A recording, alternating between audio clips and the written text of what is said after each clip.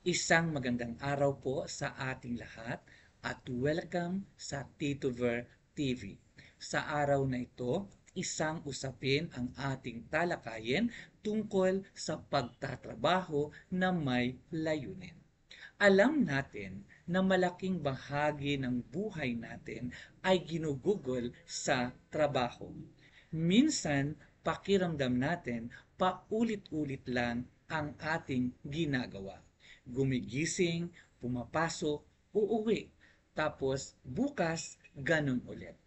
Kaya minsan dumarating ang tanong, ano ba talaga ang layunin ng trabaho ko?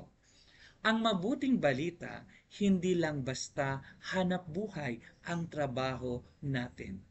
Ayon sa Biblia, ang bawat ginagawa natin, maliit man o malaki, ay may kabuluhan kapag ito'y inaalay natin sa Diyos.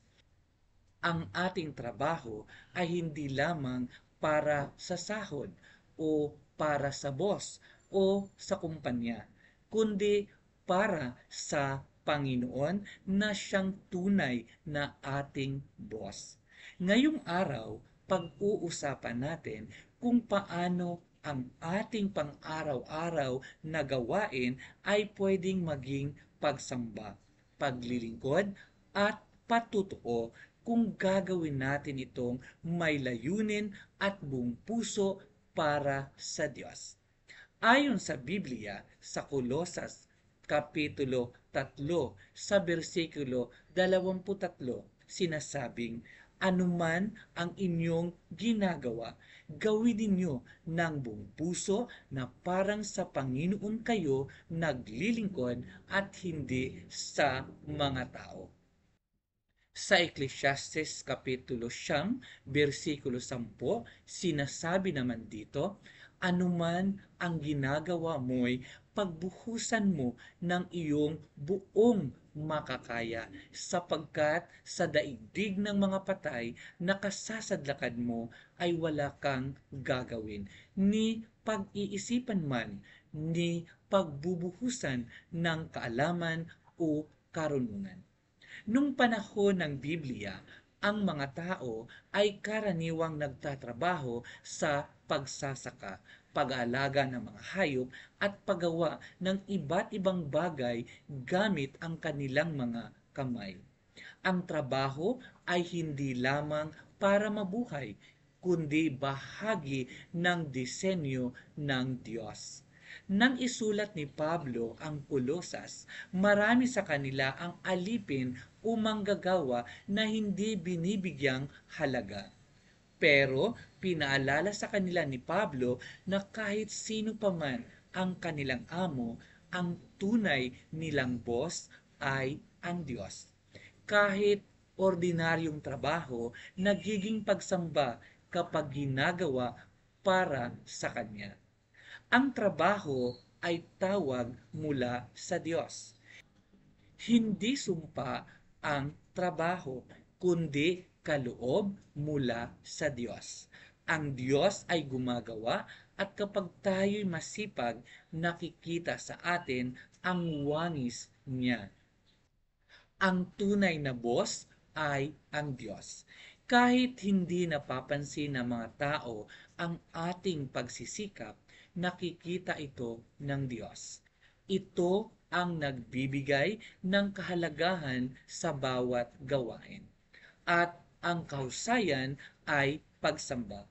Kapag ginagawa natin ang ating trabaho ng may husay at puso, ito ay isang pagsamba. Ang pagiging tamad ay hindi kalugod-lugod, ngunit ang pagsisikap ay nagbibigay luwalhati sa Diyos. Katulad halimbawa ng isang gusaling tinatayo. May isang trabahador ang nagsabing, naglalatag lamang ako ng mga bato. Pero may isang nagsasabing, tumutulong akong magtayo ng gusali. Parihong trabaho ang kanilang ginagawa, pero magkaiba ang kanilang pananaw. Ganyan din sa atin. Pwede nating tingnan ang ating trabaho parang pabigat, o kaya'y isang pagkakataon na maglingkod sa Diyos at makatulong sa iba?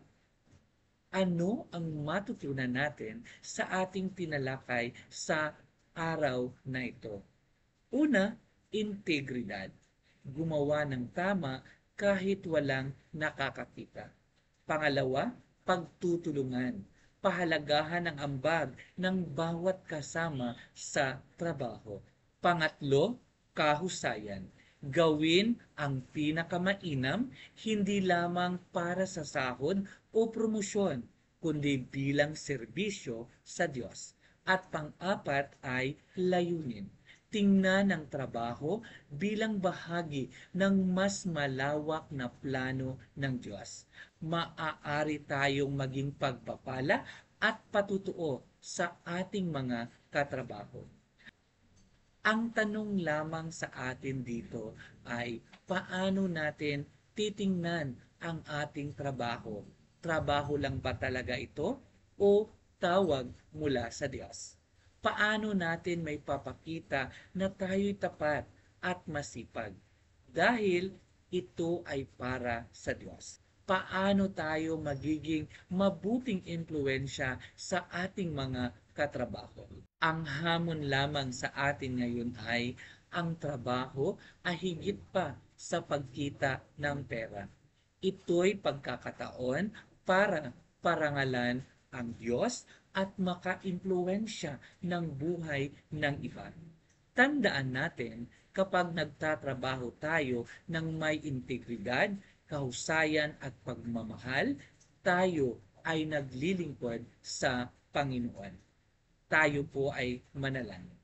Aming Ama sa langit, salamat po sa paalala ngayong araw na ang aming trabaho ay hindi lamang para sa tao, kundi para sa inyo. Turuan niyo po kami na magtrabaho ng may integridad, sipag at kahusayan bilang pagsamba at paglilingkod sa inyo. Naway maging liwanag kami sa aming mga katrabaho at maging patutuo ng inyong kabutihan.